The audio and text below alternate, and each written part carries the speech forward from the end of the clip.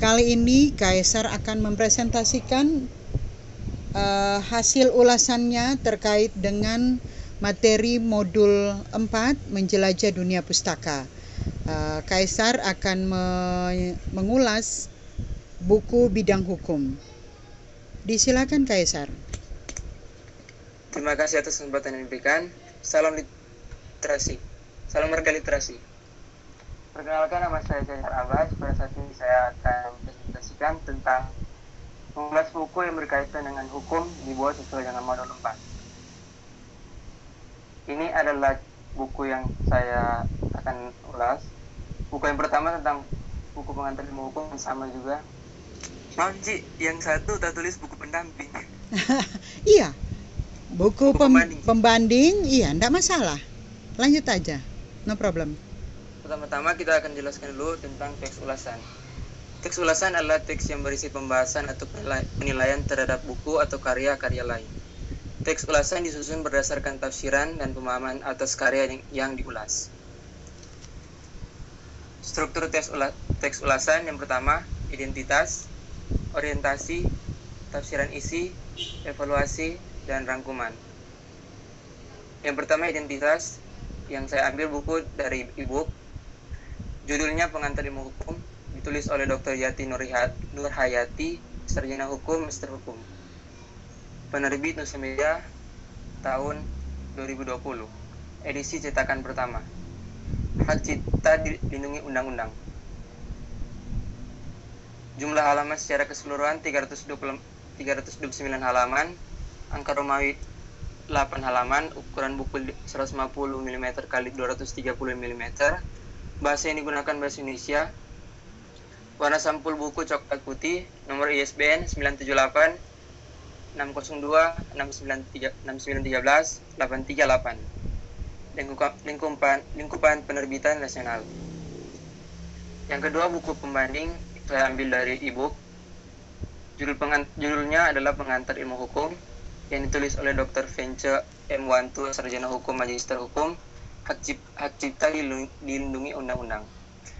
Jumlah halamannya secara keseluruhan 61 halaman, angka Romawi 6 halaman, bahasa yang digunakan bahasa Indonesia, warna sampul buku kuning merah, nomor ISBN 978 602 72133 64. Ukuran buku 14,8 cm x 21 cm. Yang kedua, orientasi.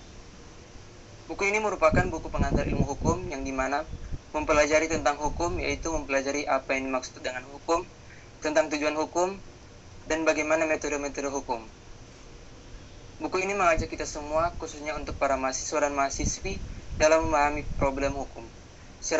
Secara umum, yang menjadi sebuah pondasi, yaitu mempelajari atau mendalami terlebih dahulu tentang ilmu hukum.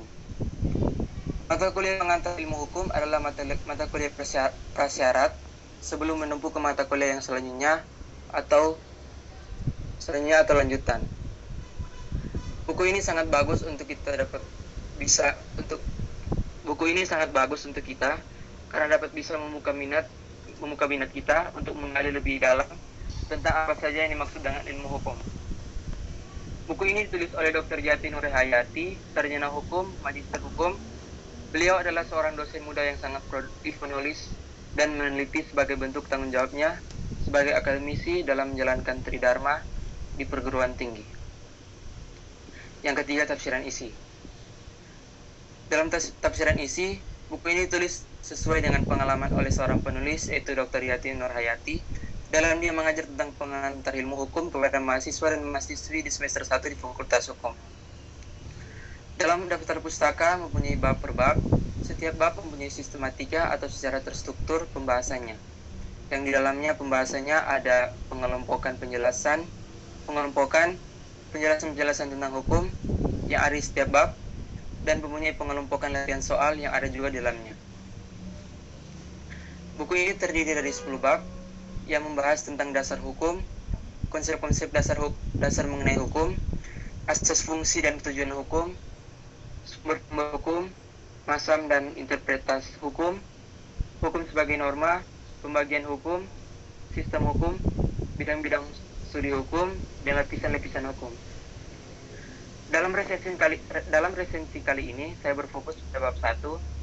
Selain menjadikan definisi tentang hukum, dalam bab ini juga menyajikan berbagai macam penjelasan tentang definisi hukum menurut para ahli, menjelaskan tentang hukum sebagai ilmu pengetahuan dan hukum dan masyarakat.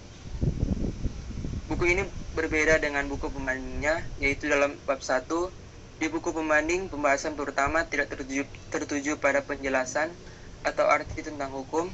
Dalam buku itu pada bab 1 dijelaskan tentang tujuan instruksional, umum dan khusus, dan lain sebagainya. Yang keempat, evaluasi. Dalam kedua buku ini pastinya mempunyai keunggulan dan kekurangannya. Keunggulan buku yang pertama menggunakan bahasa yang baik dan benar, yang dapat kita semua mengerti atau memahami tentang penjelasan-penjelasan dalam buku itu. Dan warna sampul atau cover yang ada pada buku itu sangat saya suka karena warnanya coklat. Kelemahan buku yang pertama, kurang adanya tercantum pasal-pasal. Sekiranya buku ini dapat diisi pasal tentang hukum. Kemudian keunggulan buku yang kedua atau pembanding sama juga dengan buku yang pertama, yaitu menggunakan bahasa yang mudah yang kita semua pahami dan menggunakan jenis penulisan yang bagus. Buku yang kedua atau buku pembanding ini mempunyai kelemahan, ialah tidak adanya di tiap bab mempunyai latihan soal. Lebih baik lagi kalau di tiap bab mempunyai latihan soal, agar setiap dosen atau pengajar siapapun yang selesai mengajar, kita bisa ditugaskan mengajarkan latihan soal yang ada di dalam buku itu. Dan juga warna sampul itu kurang saya minati karena desainnya yang kelihatan kurang baik dan juga warna yang tidak saya minati. Yang terakhir, yang rangkuman. Buku pengantar ilmu hukum ini sangat berguna buat semua kalangan yang ingin mempelajari ilmu hukum. Bahkan ditujukan langsung untuk seluruh masyarakat atau bangsa Indonesia, karena negara Indonesia kita ini didasari oleh hukum yang dimana tercantum dalam Undang-Undang Pasal 1 Ayat 3 yang dikatakan bahwa negara Indonesia adalah negara hukum. Walaupun buku ini mempunyai kekurangan, tetapi buku ini banyak juga diminati atau dinikmati oleh orang-orang, contohnya oleh mahasiswa-mahasiswa fakultas. Demikianlah hasil presentasi dari saya tentang mengulas buku di modul 4. Salam demokrasi literasi. Terima kasih. Terima kasih Kaisar. Kaisar, luar biasa toh. Akhirnya belajar. Kalau ndak mau belajar, semua ndak akan tahu. Jadi kalau misalnya kalian mau share screen hanya pakai HP, dengan menggunakan HP itu tidak masalah. Jadi jangan kecil hati, aduh mem saya ndak tahu, saya ndak bisa. Ndak boleh menyerah begitu. Masing-masing kita belajar. Kalau ndak belajar ya kita kan kuliah juga belajar. Ada hal-hal teknis lainnya yang barangkali teman-temanmu tahu, ayo berbagi di sini. Nah, kalau itu mem sedikit tahu, ya udah mem berbagi dengan kalian. Mem yakin banyak di antara kalian yang sudah sangat tahu dengan situasi atau teknis seperti ini. Jadi tidak usah kecewa, siapapun yang ada di dalam room meeting ini, kalaupun terkendala teknis atau misalnya belum begitu paham, tidak usah menyerah. Ayo, siapa boleh bantu atau sebaiknya belajar. Berapa lama sih? Kaisar tadi kan hanya 1 menit, tidak sampai 1 menit loh mem tunggu.